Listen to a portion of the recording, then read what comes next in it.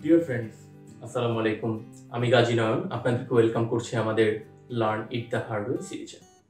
আমরা ইতিমধ্যে বলেছি যে আমরা শর্টকাট টেকনিক অ্যাভয়েড করে আমরা একটু কঠিন করে শেখার চেষ্টা করব, যেটা আমাদের শেখার দরকার। কথা হচ্ছে, আমরা যে বেসিকের কথা বলছি, বেসিক বিষয়টি কি? বেসিকের সংজ্ঞা যদি আমাকে জিজ্ঞাসা করা হয়, আমি হয়তো বা ফর্মাল কোনো ডেফিনিশন দিতে পারবো না, কিন্তু যখন এই বেসিকের কনসেপ্টটা আমরা আমাদের পড়ালেখার সাথে রিলেট করি, তখন আমরা যদি উদাহরণ দিয়ে বুঝাই, তাহলে আমরা মনে হয় বুঝতে পারবো যে বেসিক ব্যাপারটা কি।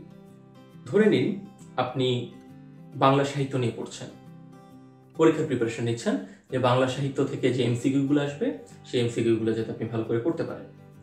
এখন এখানে একটা অ্যাপ্রোচ হতে পারে যে আপনি অনেকগুলা বই ঘাঁটলেন এমসিকিউ, এবং সেখান থেকে আপনি কালেক্ট করলেন যেগুলো ইম্পর্টেন্ট সাহিত্যের এমসিকিউ হতে পারে, এবং সেগুলো আপনি মুখস্থ করা শুরু করলেন।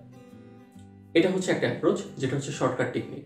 এটা করতেও একটু কষ্ট হয়, তবে সত্যিকার যে বেসিক বিল্ডিং তার চাইতে পরিশ্রমটা কম হয়, কিন্তু এতে যে সাফল্যের যে হার, এই সাফল্যের হারটা কম হবে সাধারণত।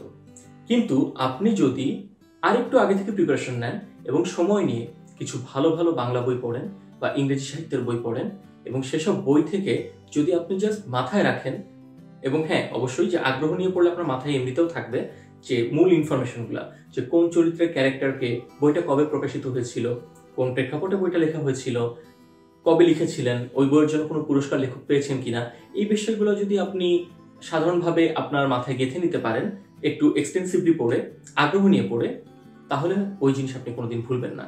এটা হচ্ছে বেসিক। তেমনি ম্যাথমেটিক্সের ক্ষেত্রে যখন বিষয়টা আসে, ম্যাথমেটিক্সে আপনি অনেকগুলো শর্টকাট ফর্মুলা মুখস্থ করতে পারেন, কিন্তু এইভাবে ফর্মুলা মুখস্থ করলে যেটা হবে, আপনি যখন পরীক্ষার হলে যাবেন, অনেক সময় আপনি একটা ম্যাথের ফর্মুলা আরেকটা ম্যাথে অ্যাপ্লাই করে ফেলতে পারেন, গুলিয়ে ফেলতে পারেন। বা একটা ফর্মুলা আপনি অ্যাপ্লাই করছেন, কিন্তু ফর্মুলাটা অ্যাপ্লাই করার পর দেখলেন যে ম্যাথের পরবর্তী পার্ট আপনি পাচ্ছেন না। এই বিষয়টা হচ্ছে বেসিকের সাথে আপনার শর্টকাটের পার্থক্য। আপনি যদি ফর্মুলাগুলোর ডিরাইভেশন বুঝে ফর্মুলাগুলোকে আত্মস্থ করার চেষ্টা করেন, তাহলে আপনি একটু সময় নিয়ে হলেও সেটা করবেন, একটু সময় দিলে সেটা আপনি পারবেন, এবং তখন যখন আপনি পরীক্ষার হলে কোনো একটা ম্যাথমেটিক্যাল প্রবলেম ফেস করবেন, তখন খুব দ্রুত আপনার ফর্মুলাটা মনে পড়বে, এবং সেটা অ্যাপ্লাই করে আপনি খুব সুন্দরভাবে প্রবলেমটা সলভ করতে পারবেন। সাধারণ জ্ঞানের ক্ষেত্রে আমরা যদি বলি, সেটা হচ্ছে যেমন আপনি মুখস্থ করলেন যে কবে কোন যুদ্ধ হয়েছিল, সেটা না করে আপনি যদি ইতিহাসের বই পড়েন, আরও আগে থেকে প্রিপারেশন নেন, একটু সময় নিয়ে, আপনার অবসর সময়গুলোতে যদি আপনি একটু পড়ালেখা করেন, ওই তথ্যগুলো আগ্রহ নিয়ে পড়লে আপনার মাথায় থেকে যাবে। এটা হচ্ছে বেসিকের সাথে শর্টকাটের পার্থক্য। Finally, when it comes to communication skill, আপনি হয়তো বা এভাবে চিন্তা করতে পারেন যে আমি আয়নার সামনে দাঁড়িয়ে ঘন্টার পর ঘন্টা ইংরেজি প্র্যাকটিস করব, বা বাংলায় শুদ্ধভাবে কথা বলে প্র্যাকটিস করব। হ্যাঁ, দ্যাটস এ গুড অ্যাপ্রোচ। তবে আপনি যদি মনে করেন যে আচ্ছা, এখন থেকে আমি ইংরেজি শেখার জন্য বাংলায় যে চিন্তাগুলো করতাম সেগুলো যদি আমি একটু ইংরেজিতে করি, ধরুন আপনার মা বা বাবার সাথে আপনার একটু মনোমালিন্য হলো, বাসায় তো অনেক সময় হয়, ভাই বোনের সাথেও হয়, একটু রাগ করলেন বা এরকম কিছু, আপনি ভাবছেন আপনি খুব সরি ফিল করছেন, সেই জায়গায় গিয়ে আপনি চিন্তা করেন যে এভাবে যে আমি আসলে আমার বাবার সাথে যেটা করছি সেটা ঠিক হয় নাই। এই জিনিসটাকে আপনি ইংরেজিতে চিন্তা করেন যে what I have done with my dad was not right, what I have done with my father, that wasn't right. I should have been more polite. I should have managed it in a better way. আপনি এটা চিন্তা করেন নিজের মধ্যে, বাংলায় চিন্তা করার বদলে ইংরেজিতে চিন্তা করেন, আপনি হয়তো ইংরেজিটা আরেকটু ভালোভাবে আত্মস্থ করতে পারবেন। এবং ম্যানারের ব্যাপারে যে বিষয়টা হয়, যেমন আপনি হয়তো বা আপনাকে বড় ভাইরা বলছে যে ঠিক এইভাবে দরজাটা লাগাতে হবে ভাইভাতে ঢোকার সময়, এইভাবে দরজাটা খুলতে হবে, ঠিক এইভাবে দাঁড়িয়ে আসসালামু আলাইকুম বলতে হবে, এইভাবে করবেন না। বি ইয়োরসেলফ, এটা হচ্ছে বেসিক। ম্যানারটা শিখতে হবে, ভিতর থেকে আসতে হবে, সেই বিষয়টা হচ্ছে বেসিক।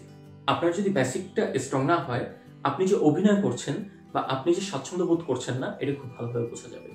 এইটা হচ্ছে বেসিক। অর্থাৎ শর্টকাট টেকনিক বা আরোপিত বিষয় সেটা কখনো বেসিক নয়।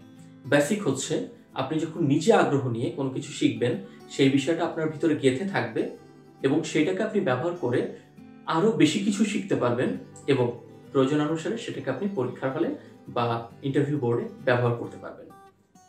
এই জন্য আমাদের বেসিকটা দরকার। That's the role of the basic. আপনাদেরকে অনেক ধন্যবাদ আমাদের সাথে থাকার জন্য।